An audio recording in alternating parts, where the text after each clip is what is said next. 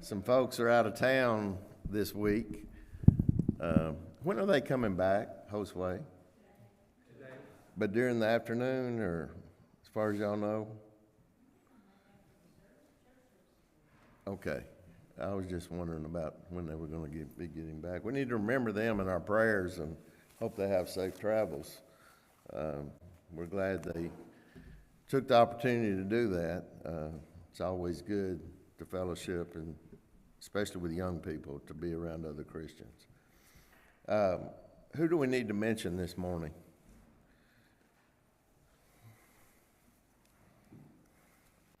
Ann, it's good to see you here. Glad you're able to be with us. Yes, Mark, I know your friend, or Yeah, Daryl. Daryl, yeah. Also, our son and daughter-in-law are traveling home from China this week, so. Oh, well, hope they have safe travels.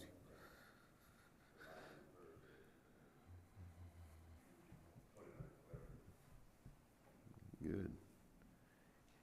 Who else?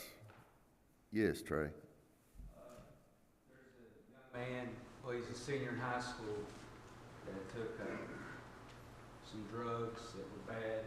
They're probably going to pull turn the machines off, whatever you want to say this morning if there's no changes. But Caden Price is his name. Out here at Allen County? Yeah. Well, you remember that family. It's a terrible thing. The fentanyl changed all the dynamics of that. Really need to warn young people about taking anything because of, you don't need to do it for one thing, but the other is the danger of fentanyl has got to be so great. I know we need to continue to remember the Osbrooks, and then we've got several shut-in families, and I've been gone a couple of weeks. I know the Knights and the Johnsons. How are Delphine and Wanda? Good. Good. And then the Millers. Anybody else we need to remember? Gary, good to see you here this morning. Gary's going to be filling in for us, so glad he's here. Yeah. Yes, Keith.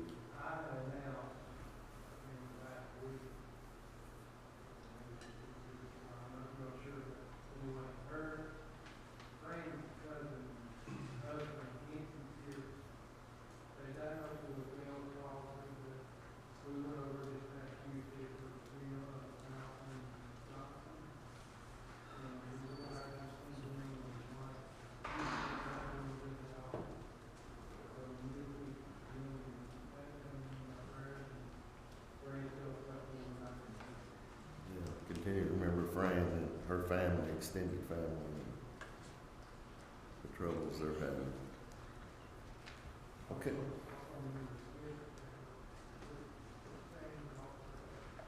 Yeah, Jack. Yeah, we need to continue to remember Sandra and Miss Frankie. I know she moved.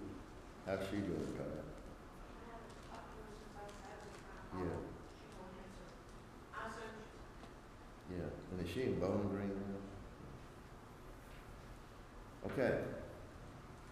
Brian's going to come up and do some prayer, and we'll finish Esther this week.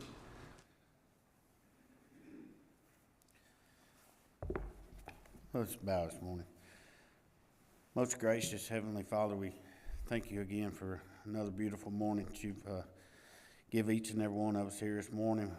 We're thankful to be able to come here without fear of man and study another portion of your word.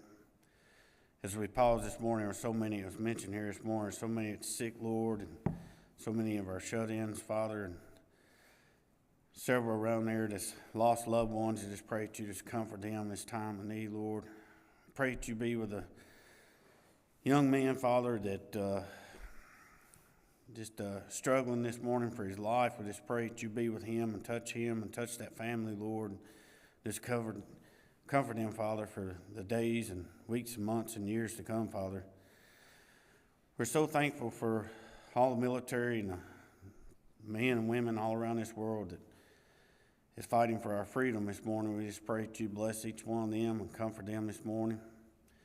We're thankful for the season changes are up on us, Lord. This beautiful sunshine and starting to see things green up, Lord. We're thankful to see another season change, and we're so blessed. We ask you this morning to please forgive us for all of our shortcomings. Pray and ask these things through your loving Son, Jesus Christ. Amen. We're on page 180 in our book, Lesson 13, the Feast of Purim. It's Esther 9, 18, and then we'll get into actually 10 through 3. Starting with Esther 9, 18. But the Jews who were at Shushan assembled together on the 13th day, as well on the 14th, and on the 15th of the month they rested and made it a day of feasting and gladness. Therefore the Jews of the villages who dwelt in the unwalled towns celebrated the 14th day of the month of Adar with gladness and feasting as a holiday, and for sending presents to one another. And Mordecai wrote these things and sent letters to all the Jews, near and far, who were in all provinces of King Ahasuerus, to establish among them they should celebrate yearly the 14th and 15th days of the month of Adar, as the days on which the Jews had rest from their enemies, as the month which would turn from sorrow to joy for them, and from mourning to a holiday. They should make them days of feasting and joy, of sending presents to one another and gifts to the poor. So the Jews accepted the custom which they had begun, as Mordecai had written to them, because Haman, the son of Hammedatha, an Agagite, the enemy of all Jews, had plotted against the Jews to annihilate them, and had cast Pur, that is, the lot, to consume them and destroy them. But when Esther came before the king, he commanded by letter that the wicked plot which Haman had devised against the Jews should return on his own head, that he and his sons should be hanged on the gallows. So they called these days Purim, after the name Pur. Therefore, because of all the words of these letters, what they had seen concerning this matter, and what had happened to them, the Jews established and imposed it upon themselves and their descendants, and all who would join them, that without fail they should celebrate these 2 days every year according to the written instructions and according to the prescribed time, that these days should be remembered and kept throughout every generation, every family, every province, and every city, that these days of Purim should not fail to be observed among the Jews, and that the memory of them should not perish among them descendants. Then Queen Esther, the daughter of Abihail, with Mordecai the Jews wrote with a full authority to confirm this second letter about Purim. And Mordecai sent letters to all the Jews to the 127 provinces of the kings of Ahasuerus with words of peace and truth, to confirm these days of Purim at their appointed time, as Mordecai the Jew and Queen Esther had prescribed for them, and as they had decreed for themselves and their descendants concerning matters of their fasting and lamenting. So that the decree of Esther confirmed these matters of Purim, and it was written in the book. And the king Ahasuerus imposed tribute on the land and on the island of the sea. Now all the acts of his power and his might, and the account of the greatness of Mordecai, to which the king advanced him, or they are not written in the book of Chronicles of Kings of Media and Persia. For Mordecai the Jew was second to King Ahasuerus, and was great among the Jews, and well received by the multitude of his brethren, seeking the good of his people, and speaking peace to all his countrymen.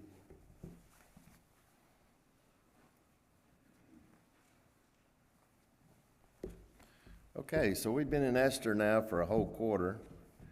And I think we've pretty thoroughly gone through it. If you've been here a lot of the time, I understand Esther a lot better than I did, and I hope you do as well. Today we're kind of concluding Esther. What's unique about Esther, the book? Just God is not mentioned. Yeah, I think that comes to my mind too. That's exactly what I was thinking.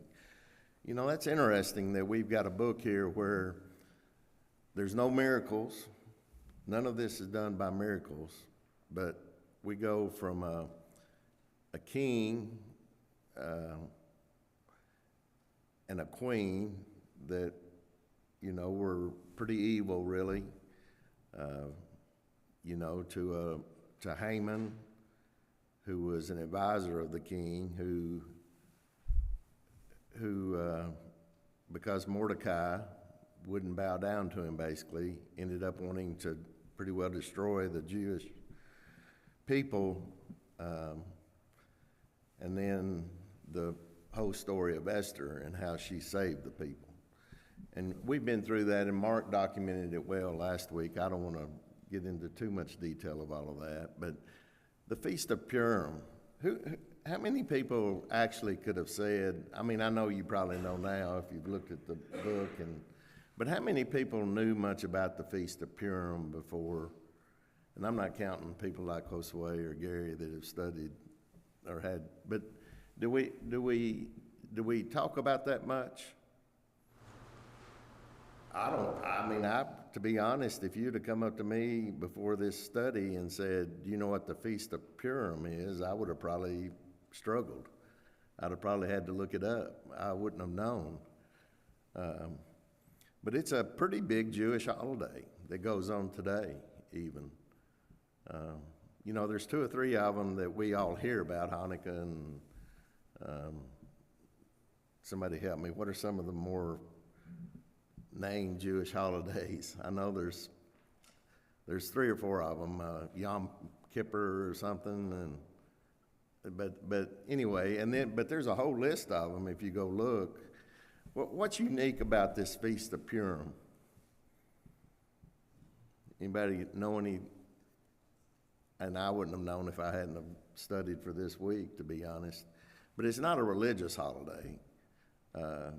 You know, it's not one that's based on the law, the old law, like a lot of the Jewish holidays are.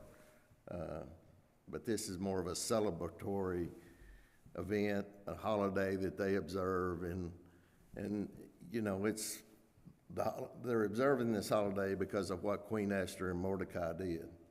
You know, I've never really given probably the due to Mordecai that I should have. But you know, Mordecai, he was, you know, we talk about Queen Esther and her bravery and going to the king, but he was a person that really put her in place, that didn't bow down to Haman, took his own life, you know, was in peril there, and then, you know, came up to be right up there with the king.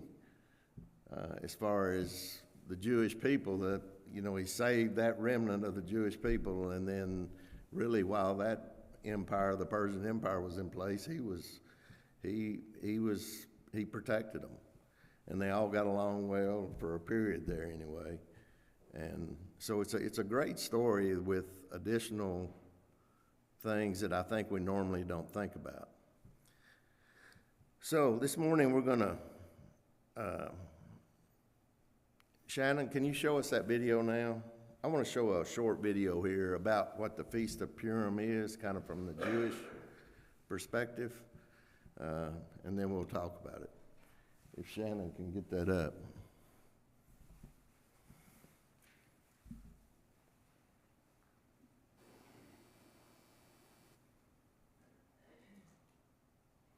Festival of Purim is celebrated each year on the 14th day of Adar, the second month of the Hebrew calendar, often falling during February or March. Purim is teeming with festivities, and it is considered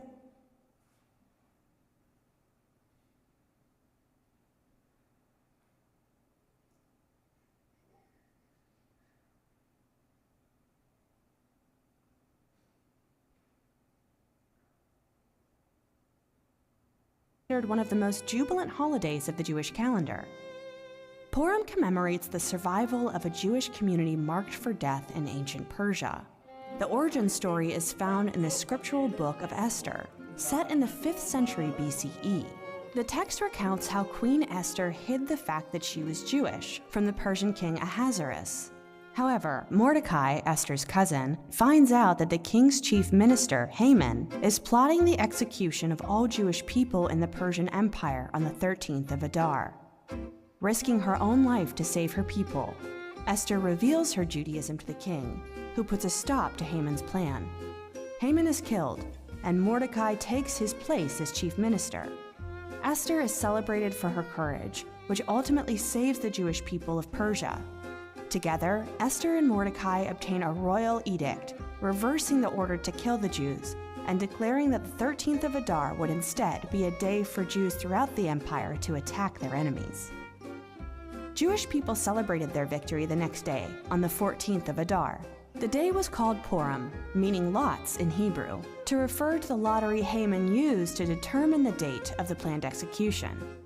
Following the events of the 5th century, Purim was established as a feasting day. Today, the holiday begins with a day of fasting, or Ta'anit Esther, on the eve of Purim. Reading the story of Purim from the Megillah, a parchment scroll containing the Book of Esther, is considered a mitzvah, or commandment, of the festival. It is read on both the night and day of Purim. Sometimes, those listening to the reading jeer loudly and use a noisemaker, called a Rashon or Grogger, each time Haman is mentioned, because his name is considered evil.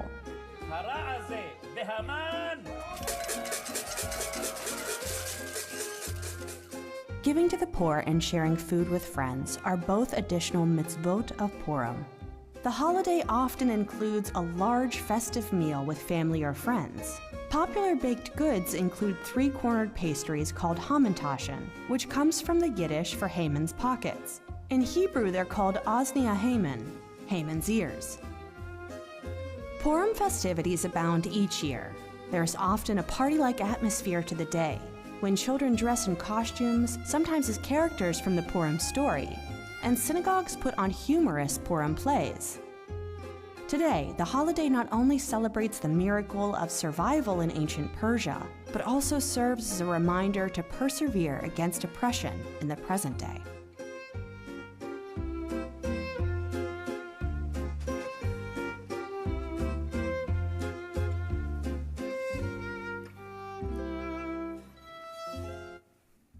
Okay, thanks, Shannon. That gives you a little idea about what that event is today. It's still ongoing. This year it's in March. I'm not sure, there's a little disagreement on the dates, but I think it's the 23rd is when I saw. But anyway, the second month of their calendar year is evidently in late February, March. But anyway, that's just kind of to let you know kind of the way that they perceive it today. What about the Jewish people in history? You know, they're God's chosen people. They were in early history, of course. Of course, today it's the church and all of us. Through Christ, we are now all God's people, which is really a blessing. But the Jewish people in history, you know, there's been several times, not just this time where Haman was wanting to try to destroy him, but several times throughout their history that they were dispersed, or people, there were some, you know, the one modern day one's Hitler that we remember, but there were others too, which is kind of a tragedy thing that's happened throughout history, but mainly because the Jewish people wouldn't adhere to God's law, and they didn't follow God. They would follow him, and we've talked about that a lot. They would follow him and then fall away and start worshiping idols, and then God would punish them through various ways, and a lot of these punishments were to get them back corrected, and then they would come back and follow God again. And then, I'm not saying the Hitler case was, but there's always been this hatred for the Jewish people by certain sects in the world. Of course, there's several that hate us as Americans right now, too. I mean, they don't hold but we haven't been persecuted like they have been, and with a direct threat on our whole race or whatever. Okay, any comments on any of that? And we'll kind of go through our questions here and.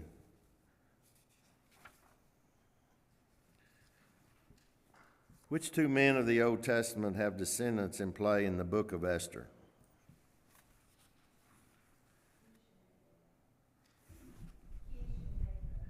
Yeah, so who is Kish?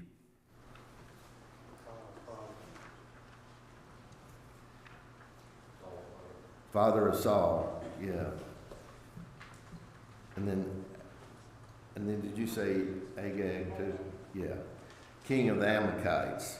So what happened with that situation with Saul? It goes all the way back to Saul. The first king of Israel. Haman was descended from Agag, and of course Mordecai and Esther were from Saul. What did Saul not do that God told him to do with the Amalekites? Yeah, God gave him direct orders to kill them all. You know, I think sometimes we as Christians have a little hard time with that when you start talking about killing wives and children. But that was the order that God gave Saul, and God didn't do it. Now, he didn't do it. He did it probably thinking for himself, not because of God. You know, and that's where we all get in trouble as humans too. But anyway, that's where this whole story goes back to, really. Because then the Amalekites and their heritage, you know, never liked the Jews and despised the Jews. And when Haman had this opportunity, he tried to annihilate the Jews. During what month of the year was the Feast of Purim celebrated?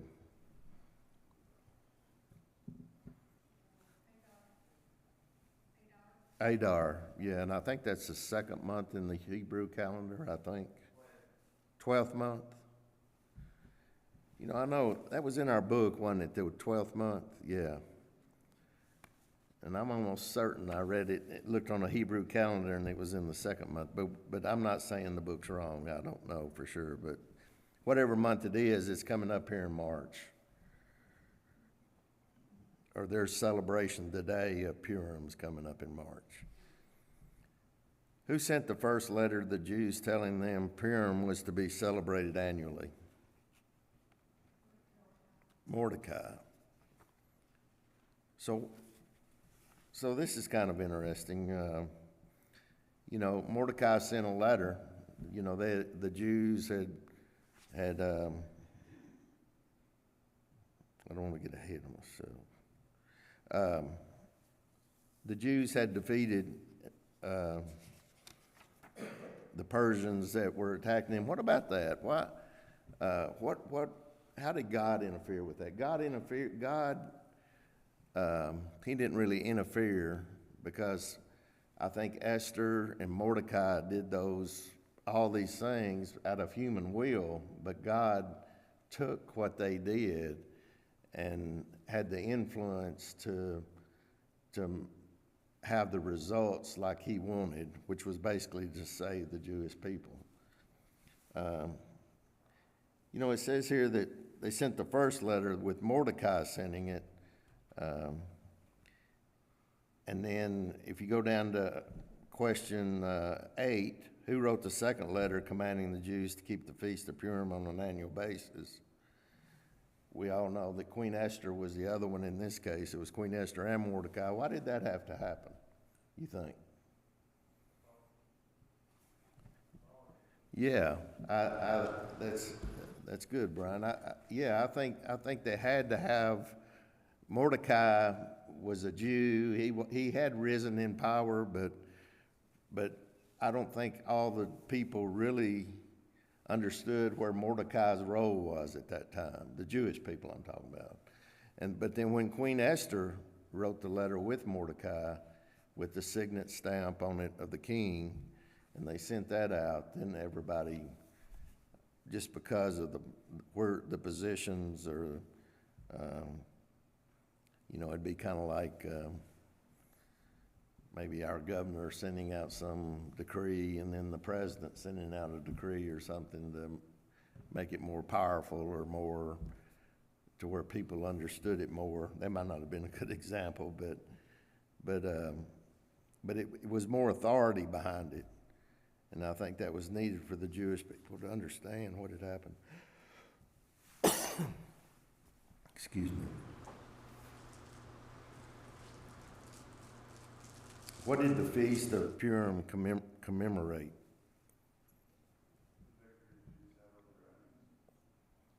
Yeah, deliverance of the Jewish people from Haman, the victory over their enemies.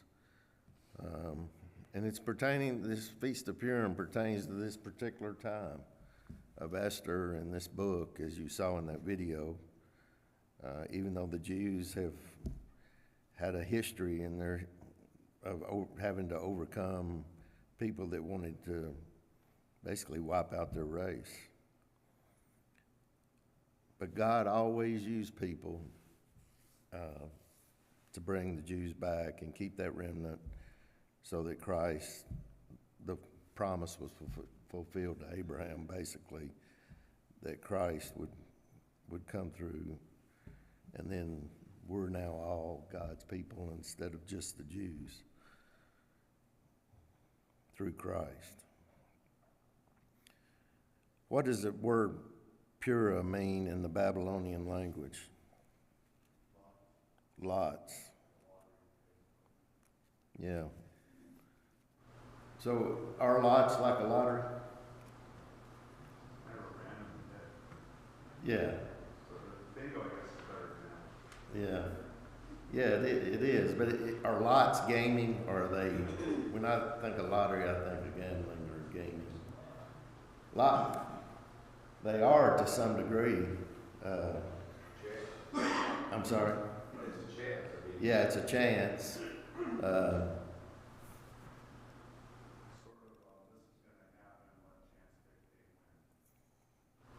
Yeah, and how did God use this selection by lots of this day when Haman was going to order the people to be destroyed?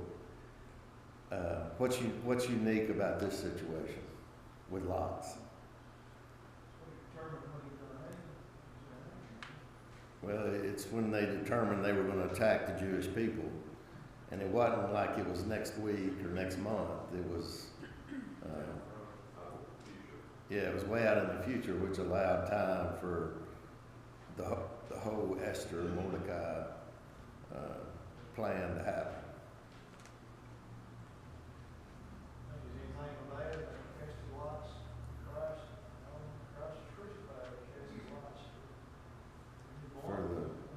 For his belongings, yeah. And there are other places in the Bible where they cast lots.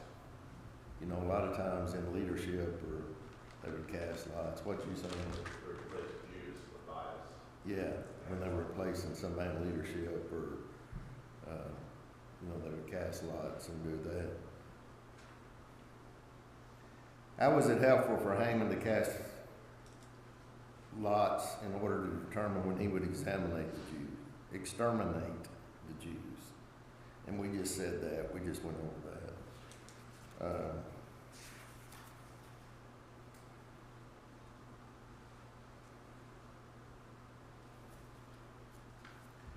What happened to the 10 sons of Haman?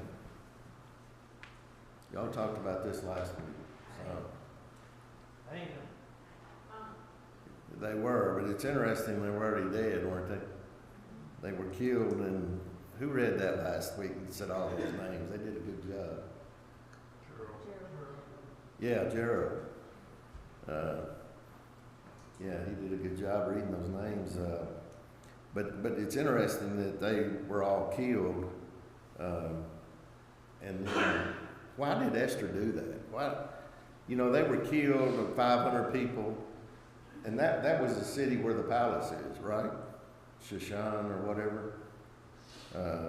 That's where they were. And then the king asked Esther, after that word got to the king, I know Mark talked about that a little, about how Esther was the gained that audience, almost like the king went to her instead of her to the king. Do you think the king really thought the Jewish people would probably prevail? I don't think he knew. He wouldn't have any reason to think necessarily they would.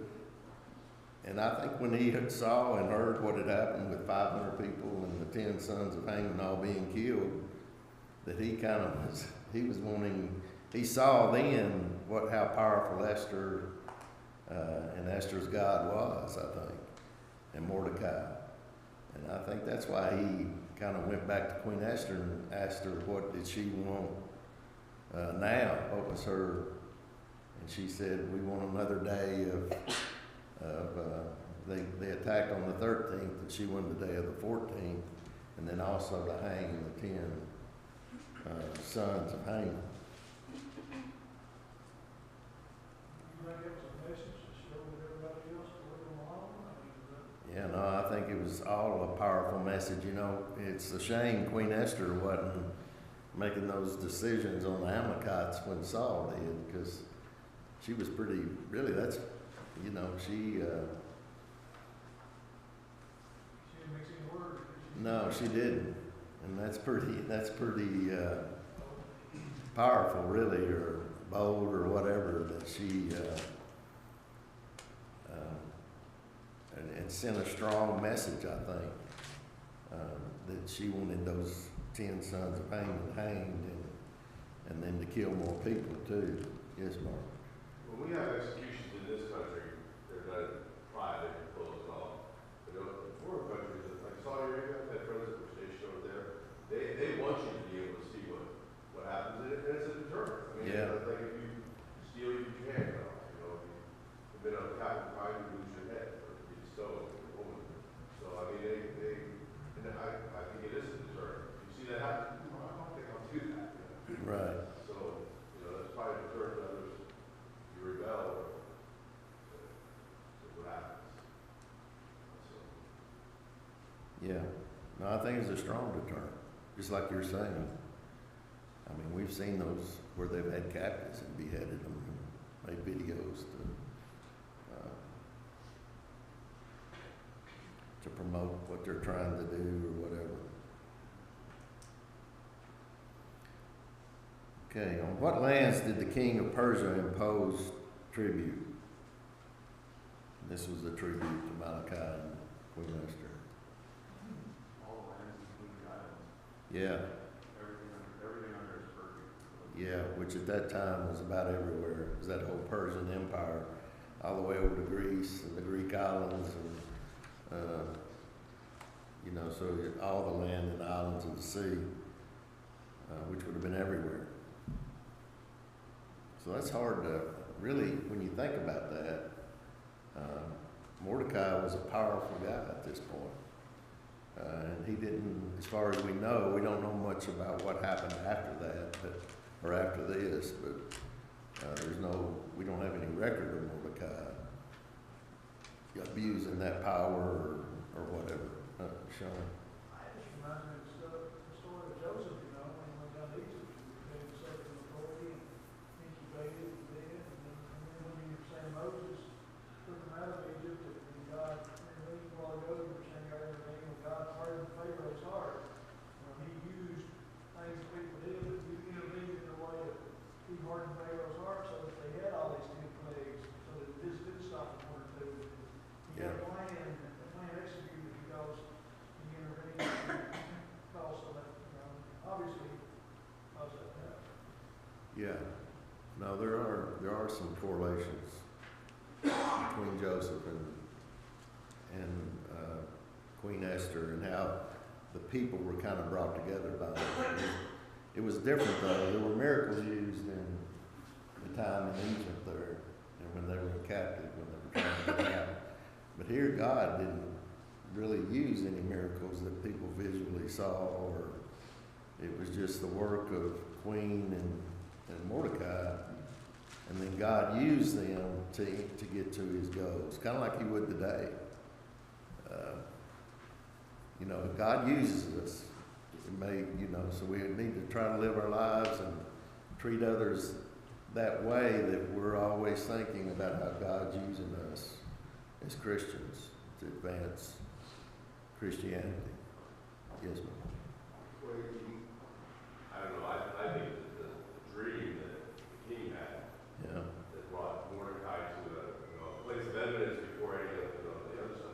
And that might be a miracle, was it? You know, It was a dream. You know, it wasn't a miracle where other people saw it, like no, in yeah. Pharaoh.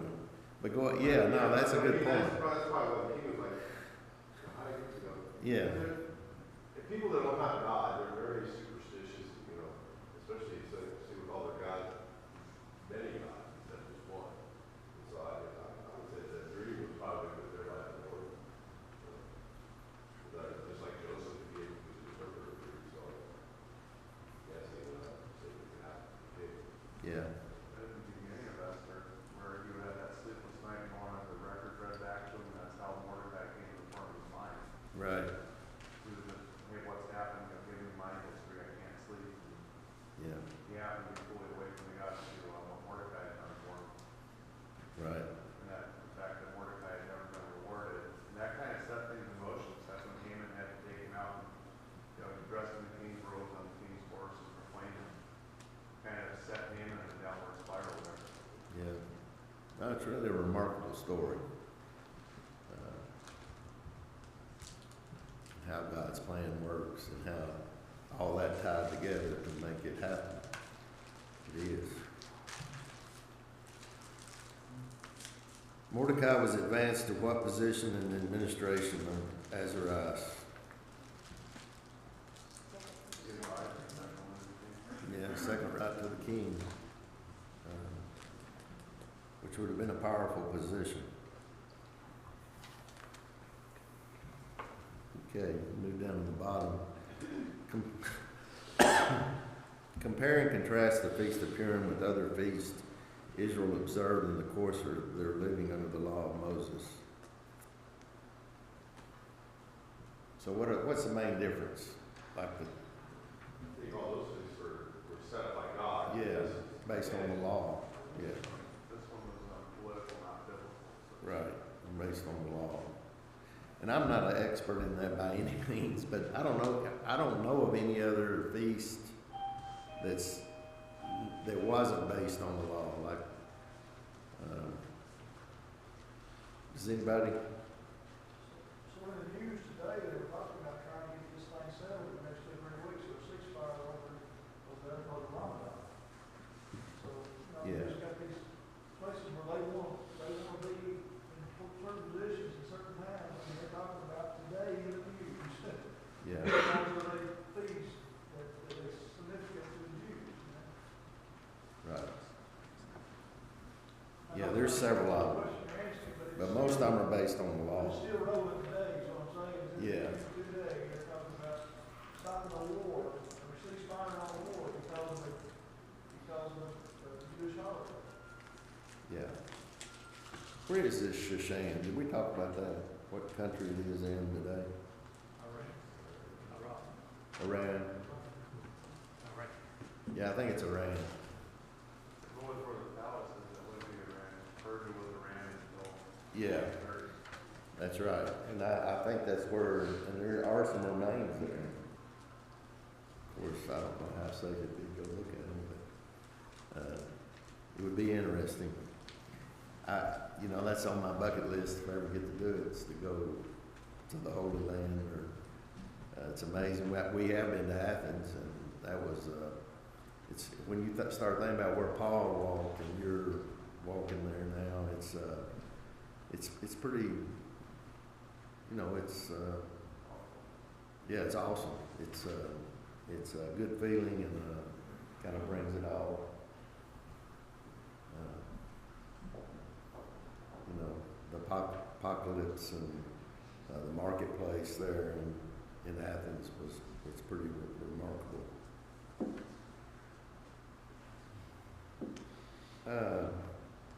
Why was the Feast of Purim celebrated by the Jews on both the 14th and 15th days of the month?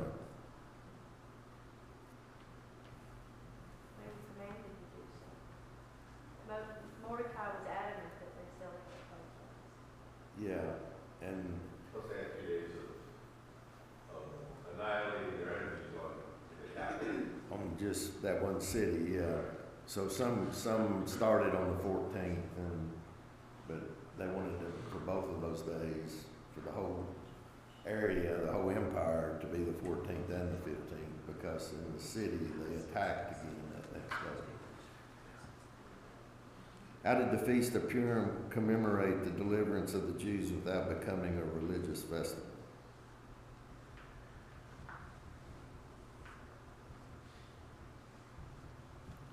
I don't really know what he's asking there, but it's a celebratory day for the Jews, just celebrating the fact that they overcome their adversary.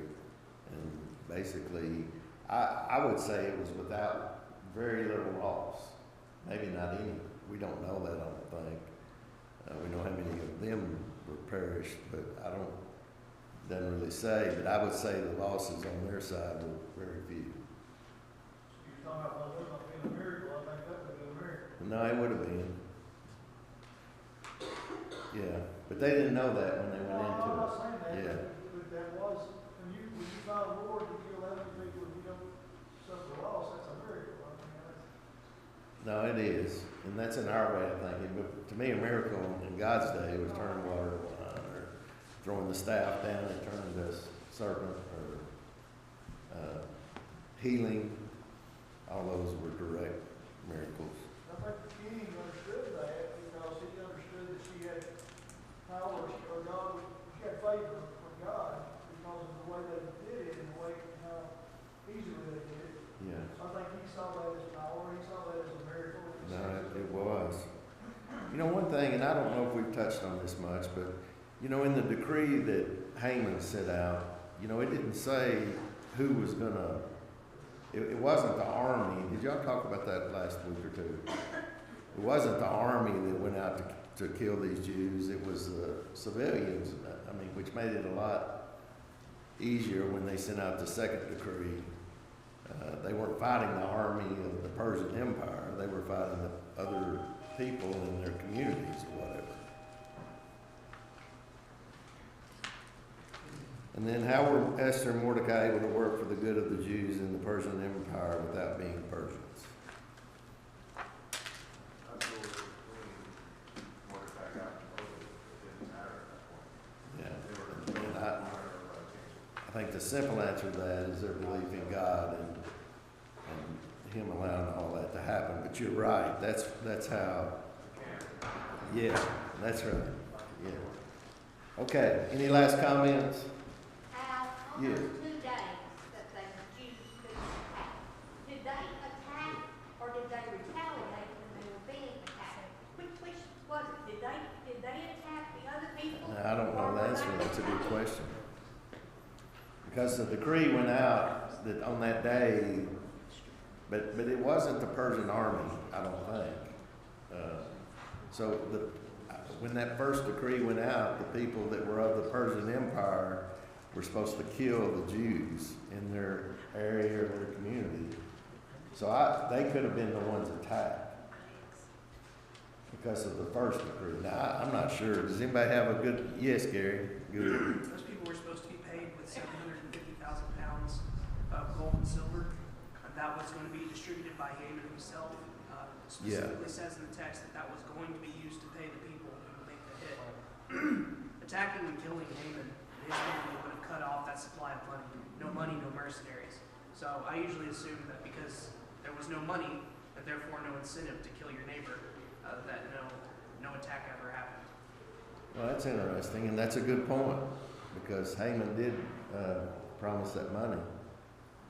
There was a reverse too on how that decree went. In addition to the spoils, you were supposed to be able to take your neighbor's property and everything else too and take it for your own. And when Mordecai rewrote that, the Jews were able to do the same thing, so it put everybody on even footing.